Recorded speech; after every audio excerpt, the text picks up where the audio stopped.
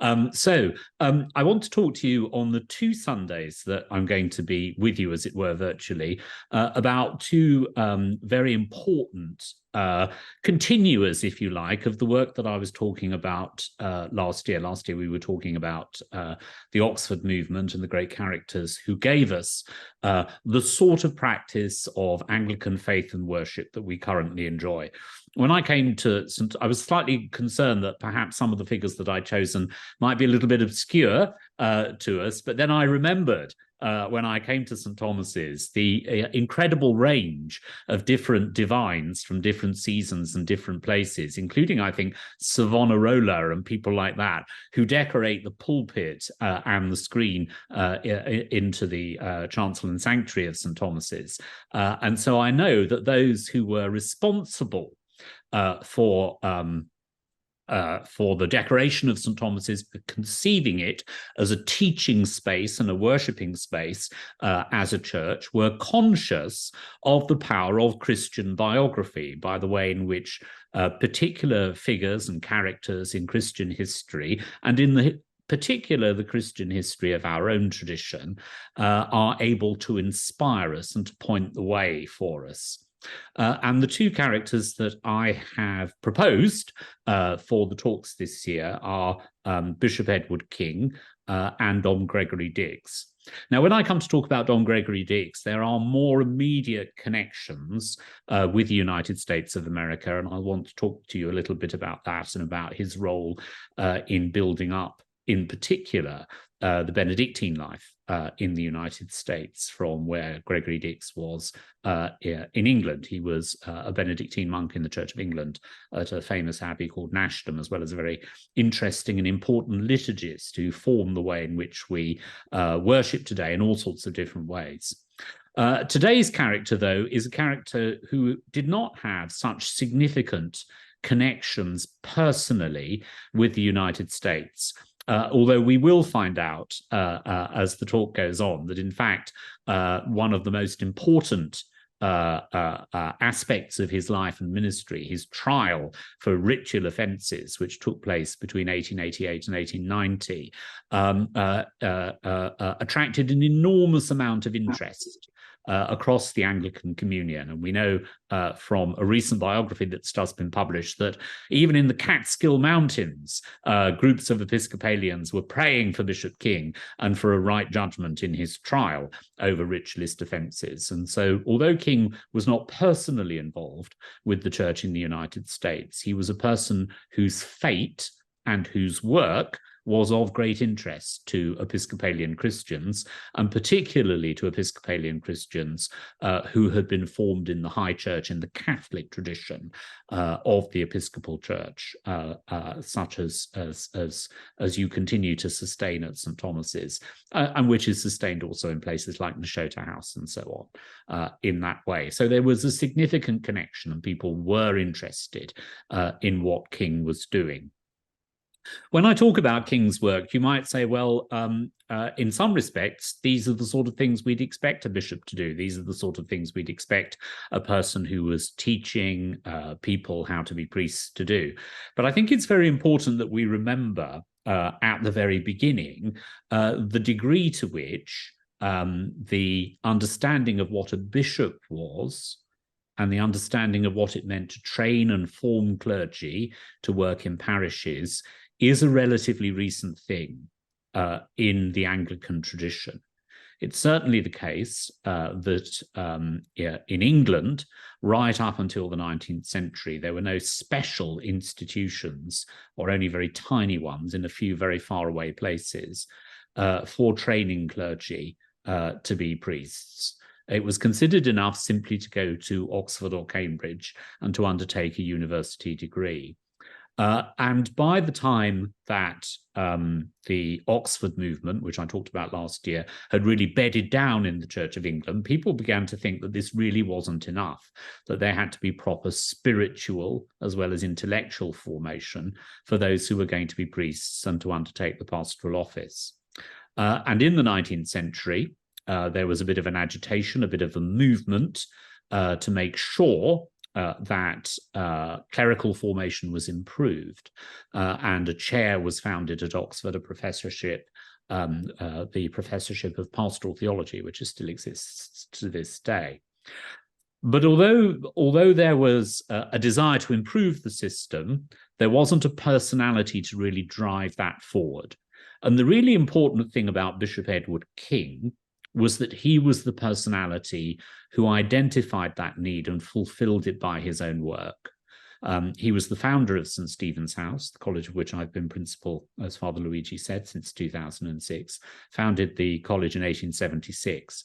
But more generally, he was a person who inspired new initiatives in the formation of clergy and a clearer idea of what was needed in order to produce priests who were ready for the challenge of mission in a secularized England, in an industrial England, in an England where the presuppositions about the faith, such as they had been up until the 19th century, were beginning to change, and change in very drastic ways that Newman also recognized when he was writing about how people would be and become Christians in an age when conscience was more free. So Edward King came from a very distinguished clerical family. His grandfather had been the Bishop of Rochester. His father was the Archdeacon of Rochester, and they were both very old-fashioned churchmen. We know from a splendid sermon that was preached about Edward King at All Saints Margaret Street in the 1920s, that Edward King, when he was confirmed, his father simply at breakfast one Sunday morning said, "Edward, the bishop is confirming at a church down the road, and the carriage is waiting outside and will take you off to be confirmed." If you think about the way in which we now prepare people for confirmation, we have confirmation courses and do all of those sorts of things. We take those things very seriously, instructionally, if you like. But in England, in the 1840s, amongst well-educated clerical families, it was just considered entirely, suitable just to send Edward off without telling him in advance to be confirmed. And so that was the sort of life and the sort of environment in which he lived. And that's the way, really, that English bishops behaved. They were rather distant from the pastoral life of their parishes. You will know, of course, that in the United States, right up until Bishop Seabury was consecrated, the colonial government in the United States, in the Americas, didn't really think it was worth bothering with bishops at all. And although the Episcopal Church, the Anglican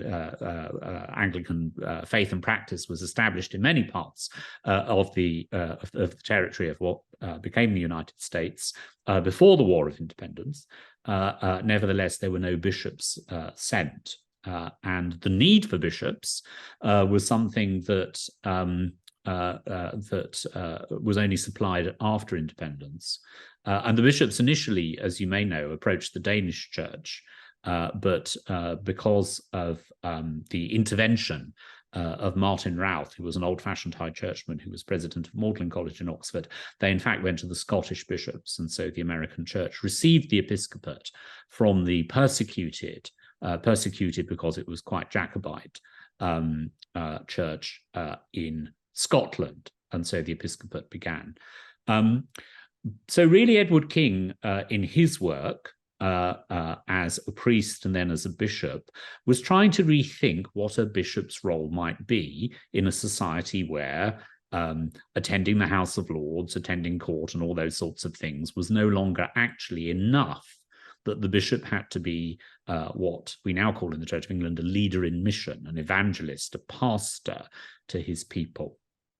So Edward King, as I said, born in 1829, and so he went up to Oxford in the late 1840s, and so he went to Oxford after Newman had become a Roman Catholic, and so was very much a figure of the second generation of the Oxford movement. He knew Pusey, he knew Keble a little, but his association was really with that second generation, which he really led.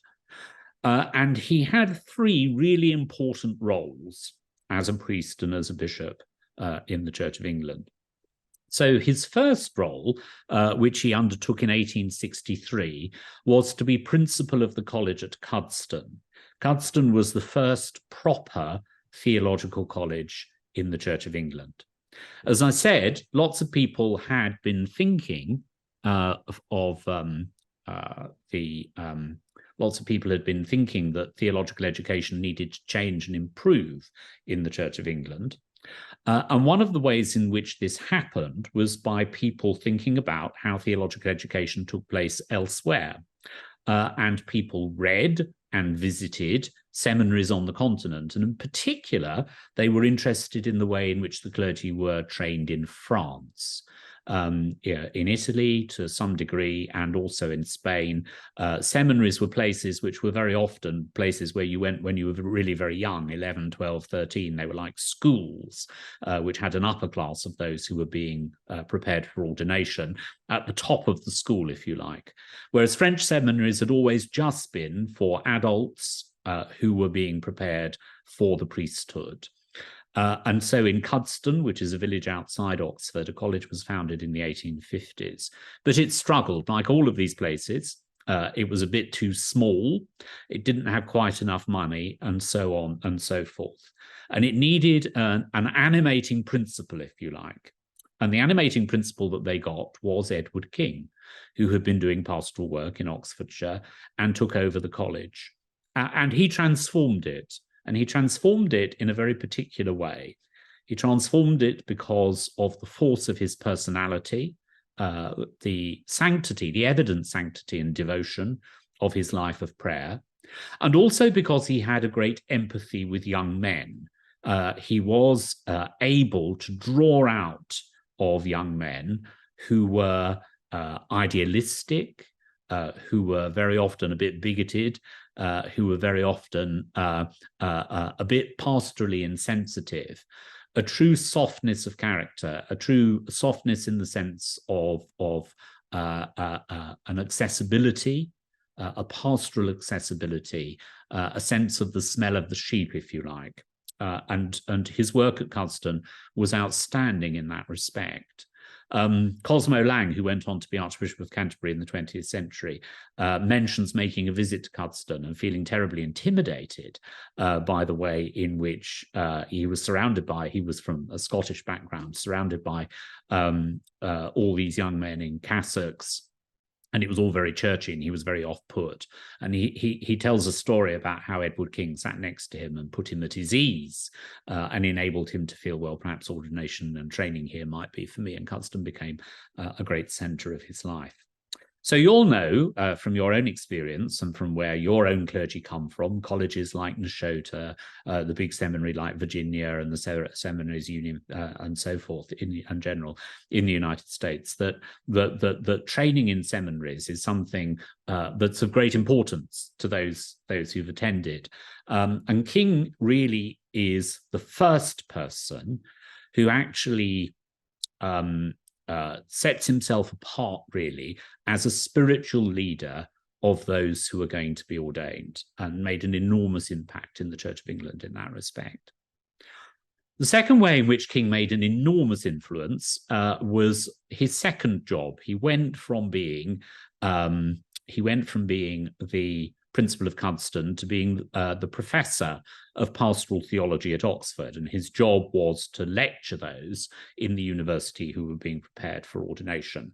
And he talked to them about the Book of Common Prayer for one term, and he talked to them about Richard Hooker's Ecclesiastical Polity, a great foundational work of Anglican theology from the 16th century, for another term. And then in the third term, he gave pastoral lectures, and his pastoral lectures are wonderful. They were edited and published in the 1920s from the papers of somebody who'd heard them. And I still use them. I still use them nearly all the time, actually, in lectures and addresses. He gives us wonderful advice from everything from, from very profound pastoral insights to helping clergy with their reading. He says that all of moral theology is contained in the Bible, Aristotle's Ethics, and good novels. But also wonderful bits of advice about, how to do sick visits. Don't get between yourself and the window and block out the light. How long to go for a sick visit. People don't want the vicar there for an enormous length of time. But how do you get to the point with people? It's very good about that.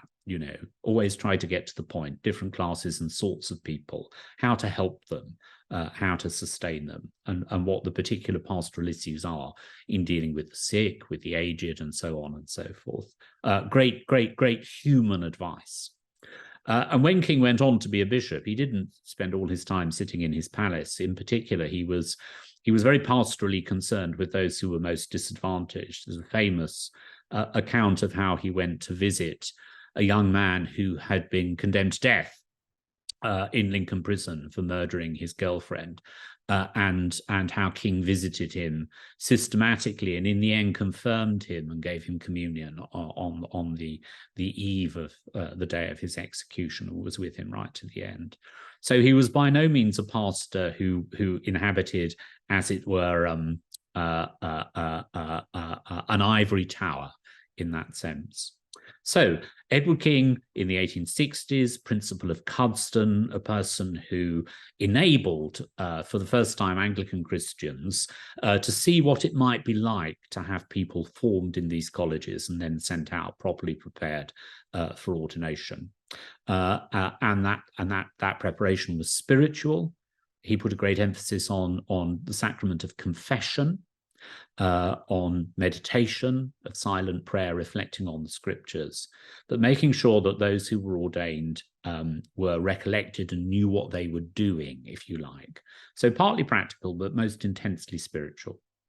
Then when he was professor of pastoral theology, he gave outstandingly practical advice to those who were being ordained, but also gathered around him people, once again, in the university, often young, to meet in a converted hut, really, he had at the bottom of his garden, very grand houses that the canons of Christ Church lived in and still live in to this day. If you come to Oxford and visit, the front quadrant, Christ Church contains the houses of the canons. But he would gather young people in this simple room for prayer and for meditation. Not terribly complicated, not very elaborate ritually, none of those things, but actually he would draw people to himself with this intense spiritual sanctity that was immensely attractive. And then in 1885, he became the Bishop of Lincoln. Lincoln is a diocese on the sort of northeast coast of England. It's very flat, very marshy, very much associated with farming, very few significant settlements of any size. Full of churches in tiny parishes, many of the clergy really quite depressed when he arrived because of the landscape. People from Lincoln are called yellow bellies, and that sort of rather expresses the sort of rather agricultural, but also a lot of problems with malaria was still prevalent in some parts of Lincolnshire in the time that King went there. And if you go there now, very few tourists visit Lincolnshire, a very flat landscape. A lot of horticulture goes on there as well, a lot of bulb growing, but a very dank and somewhat despairing in some places atmosphere. And he worked very hard to encourage the clergy and to build up the life of the church in Lincoln. Obviously, Lincoln has, the one thing that the county has is the most magnificent medieval cathedral, perhaps in Europe. Lincoln Cathedral is absolutely outstanding, if any of you have been there.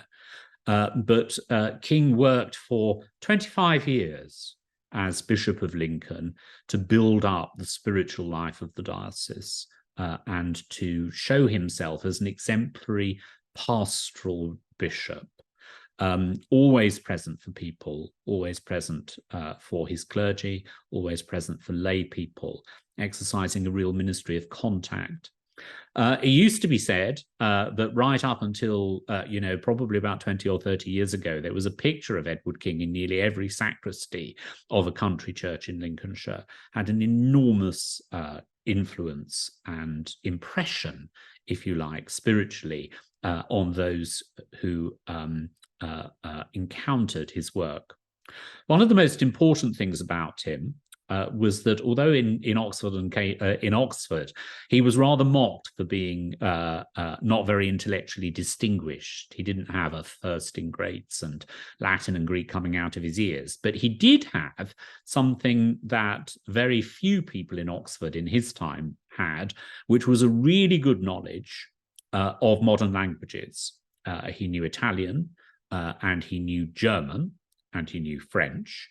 And he spent a lot of time on the continent finding out what bishops were doing in their dioceses to revive the life of the church.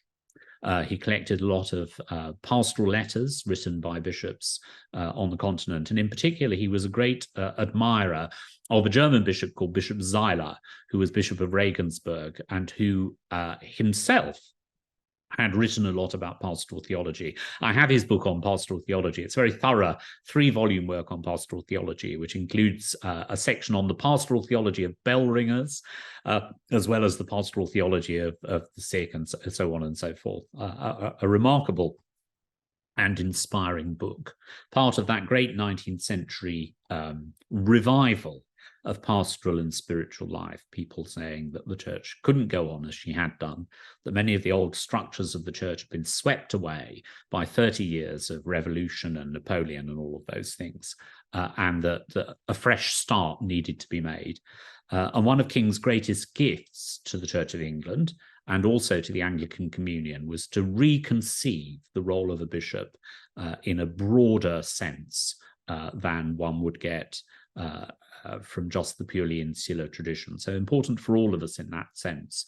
If we see our bishops coming to us, to do confirmations, we see our bishops coming on pastoral visits, all of those things, that regular pastoral contact with those who are in the episcopate, that is a real fruit, actually, of the way in which King, in many ways, reconceived the office of bishop for Anglicans in that way.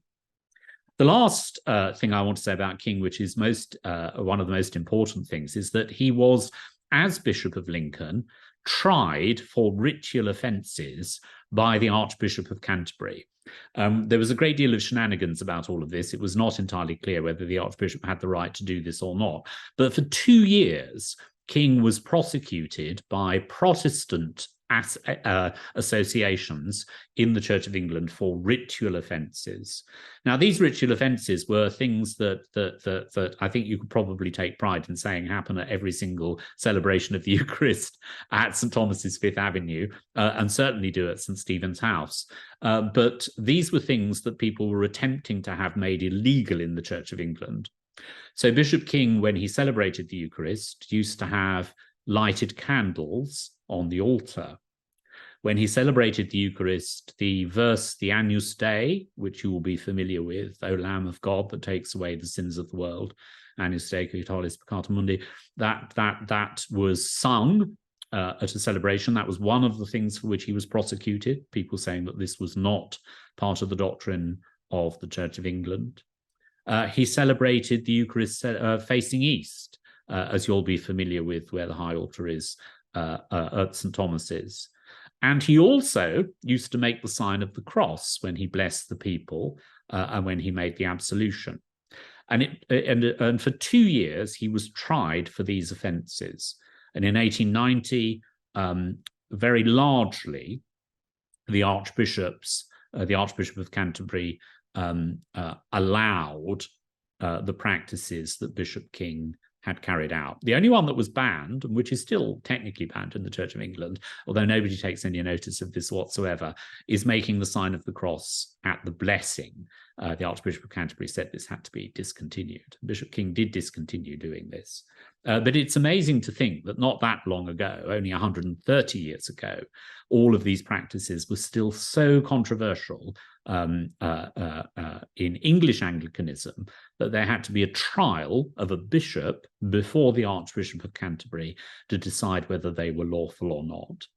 So one of the really important things that we have to thank Edward King and his contemporaries for was their willingness to hold out for these ritual practices which in and of themselves are indicative of a Catholic understanding of what the Eucharist is about, the real presence of Christ in the Eucharist as a sacrifice, and so consequently the appropriate ritual additions to indicate that. So when in 20 minutes' time the Sunday Mass begins at St. Thomas's, and you see the celebrant at the high altar facing the same way as the people before the altar cross, when you see the candles lit on the altar, when you see the celebrant add a drop of water to the wine at the offertory, when you see the celebrant make the sign of the cross, please do remember, Bishop King, please do remember that this English diocesan bishop was tried before the Archbishop of Canterbury for doing all of these things in an effort to stop them, and how by his tenacity and by the prayers of very many people throughout the Anglican Communion, including our friends in the Catskill Mountains, it was the case that Bishop King was largely acquitted of these offences, and that these very important but now completely uncontroversial gestures and practices became normal in our churches. And we owe Bishop King a lot for that, because he was prepared to, in a very quiet and saintly way, without being a controversialist, stick up for what he considered to be important in this respect. Edward King is very interesting also because after he died, he's probably the only Anglican in England to have been sort of canonized, really, apart from Charles I. In the 1930s, Archbishop Cosmo Lang went to Lincoln, and on the anniversary of King's death, celebrated a mass in white vestments with a proper that was written for the day with a prayer in honor of Edward King. So there is a sense in which Edward King is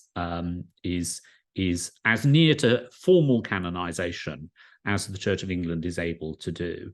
And here we rejoice in that. He was the first bishop also in England to wear a mitre. I know Bishop Seabury had a mitre, but in England, nobody wore mitres until Edward King revived that. And we have his 2 mitres here at St. Stephen's House, which is a great honour to have that. So he was the first bishop to do those things as well. So many of the practices that we take as absolutely for granted, we owe, in fact, to the heroism of his generation and the fact that he had a great deal of tenacity, as well as being a person of a deep spirituality. And that the deep spirituality enabled him to win points that perhaps a more sort of arid controversialist wouldn't have been able to do.